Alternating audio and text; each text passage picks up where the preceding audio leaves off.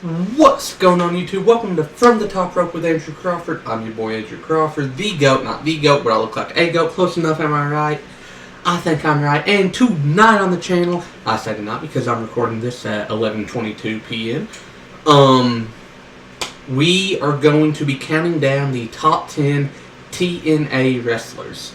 Now, TNA was a company that was initially competing, or going under the NWA banner in 2002. But then they turned into TNA. They introduced us to the X Division, which is one of my favorite divisions in all of wrestling history. Their tag division was stacked with my fifth favorite tag team of all time, the best non-WWE affiliated tag team until the middle of last year, the Motor City Machine Guns. And if it was not for them, we may never have gotten the phenomenal AJ Styles. But trust me, we'll get to him. But before we get into the list, two things you gotta do. Hit that subscribe button, get you a bottle of water, something healthy, health is wealth. With that being said, let's get into it.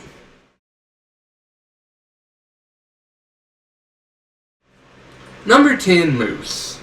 I was trying to think of a good modern representation, and I truly feel as though Moose, at this point in time, he is probably TNA's vet leader as far as singles careers goes. And this list is not about what they've done outside of TNA. Like, if they've been in WWE, cool, but what did you do in TNA? That is what this list is. So Booker T, all-time great, not on this list for the sheer fact he didn't do much of note in TNA. Now, with that being said, the reason I put Moose in here, he has done very big things for the company since 2020, and they got on this little recoil of momentum during the pandemic and on. And I think that giving him his flowers is a very important thing to do. So I'm going to do that. So yeah, number 10 is Moose. I don't really have much to say.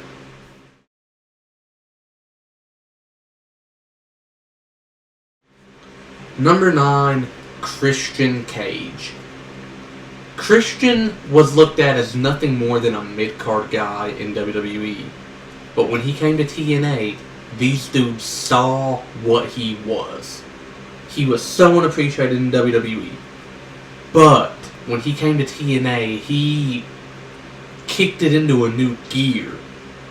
He went from the dorky guy that was partnered up with Edge for years to living up to his TNA nickname, the Instant Classic.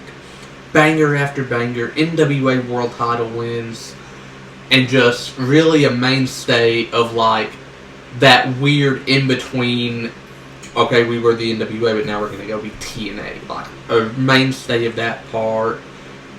Much love to Christian. I don't talk about him much, but when I do, I have nothing but good things to say. Absolutely love Christian, and I think he does belong to be mentioned at the forefront of a lot of TNA success.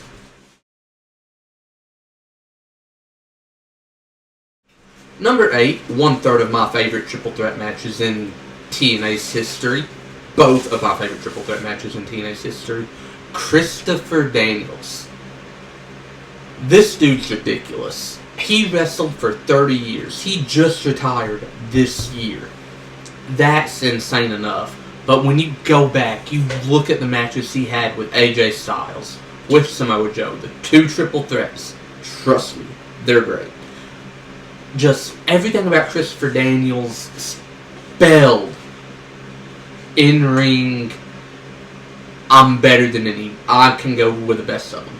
On the mic, he could be the best heel. He was a crappy face. But he was also a mainstay of the division that made TNA famous, the X Division, as are quite a few of the names on this list. I am genuinely shocked when I hear people talk about TNA, how little Christopher Daniels' name actually comes up unless it's about those two triple threats. Number 7, Alex Shelley. One half of the Motor City Machine Guns. And honestly, that's all I need for him to be on this list.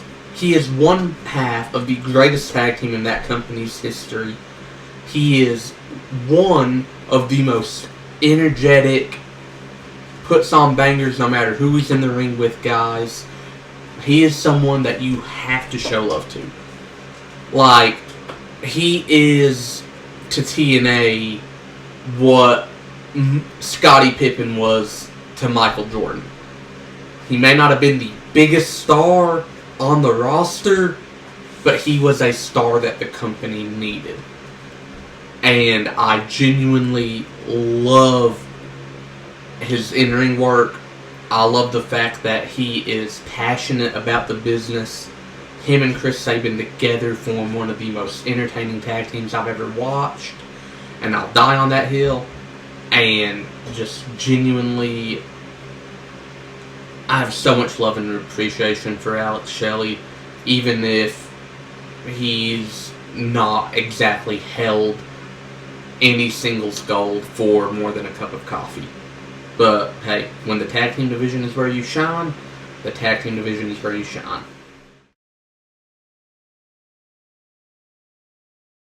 Until we talk about this guy. Bully Ray, better known as Bubba Ray Dudley of the Dudley Boys, Team 3D, whatever you want to call them. In TNA though, they're Team 3D. But it wasn't until Bubba Ray split and became Bully Ray, becoming a heel, that people really saw, this dude's got it.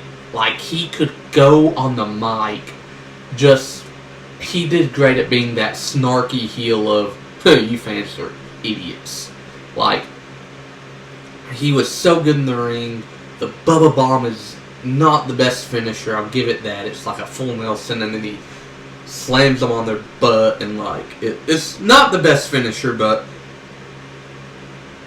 if that's the only gripe I have with Bubba Ray Dudley, is that he didn't have a great finisher, wow.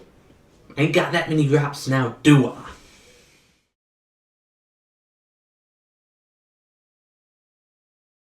Number 5, Sting. Now, if this was a top 10 professional wrestlers that wrestled for TNA, Sting would be a lot closer to number 1, if not, he would be number 1. Sting is an icon, hence the nickname. He was WCW's franchise. He was the face of WCW.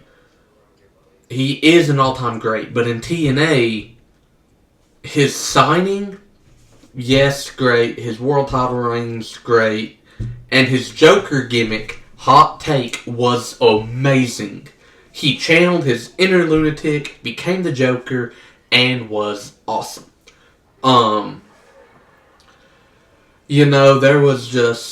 There's not a lot you can say negative about Sting in any light that you want to paint it.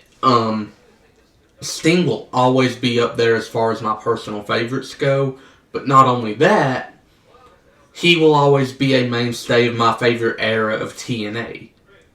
Like, this was TNA at its closest to WWE, as are the next 4 guys on my list. Like, this was the closest TNA ever was to being competition for WWE, was when Sting, the Main Event Mafia, I'm getting ahead of myself, all that was going on. And Sting was, for the most part, not completely, the face of the company. Number 4, Samoa Joe. The second third of my 2 favorite triple threat matches, not just in TNA, but outside of WWE. He was the first example of not a big boy, but a big boy that could move like a cruiserweight. Bro was not doing like moonsaults, but still pulling out a suicide dive at that size, mad impressive. His slam his back into you in the corner and hit you with an enziguri. Awesome. His coquina clutch, which is literally just a rear naked choke for you submission fans. Like, literally a rear naked choke that looked like he was trying to kill you. The Muscle Buster. Everything about Samoa Joe spelled, Joe is gonna kill you, which is actually something fans would chant whenever they knew Joe was about to crush someone. Like, genuinely, I do not see how Vince McMahon fumbled the talent that was Samoa Joe. Like, but, like I said, we're not talking about WWE, we're talking TNA. Samoa Joe in TNA was a menace to society of a heel. He was great in ring, and his feuds with AJ Styles, Chris Daniels, Kurt Angle elevated him to a new level.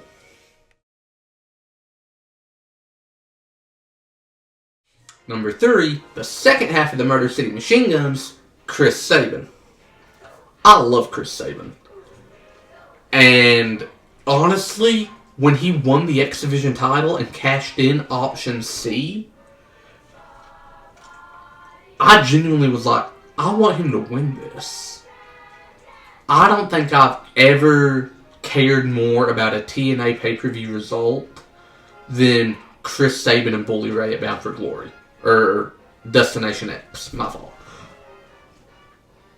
And I'm not saying that because, like I said, I love the Murder City Machine Guns, but it's because Chris Sabin had been with TNA since its early inception.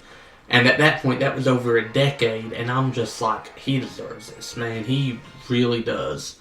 And wouldn't you know it, the 10-time X Division champion, multiple-time tag team champion, would beat Bully Ray, win the TNA World title, and it was just such a satisfying victory. And like, there was a moment when Alex Shelley won the TNA World title during the pandemic, a little bit after, where he was the X Division champion and they celebrated in the ring together, and it gave me flashbacks of Benoit and Eddie.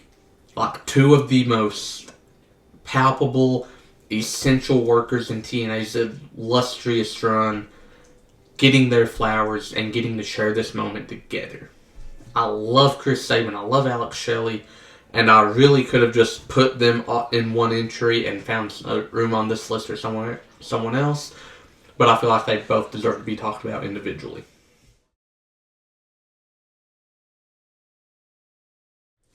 Number 2, the only Olympic gold medalist in professional wrestling history, because I refuse to acknowledge Gable Steveson, Kurt Angle. Kurt Angle was already a different breed of human being in WWE, but in TNA, he amped it up. He revved it up. He did a moonsault off the steel cage. Like, I mean, he did that in WWE too, but like, he was much older when he did it in TNA, which makes it somehow more impressive. He was putting on bangers. He held every piece of TNA gold at one point. Kurt was a mainstay, along with Sting, along with Samoa Joe, along with Chris Sabin and the Motor City Machine Guns, and who I'm about to talk about, during, like I said, the closest TNA had ever been to competing with WWE. He had won so many of their titles in such a short span. Like, from the time he got there to the first time he, like, took some time off, he had won countless titles. You know, and not to mention TNA's when we were getting Perk Angle. Not Kurt, but Perk Angle. And that was literally his nickname because he was on perks really bad. But he was on a different level, and honestly, it don't matter what company you're talking about, you have to put Kurt somewhere on your all-time list, or it's not an accurate one.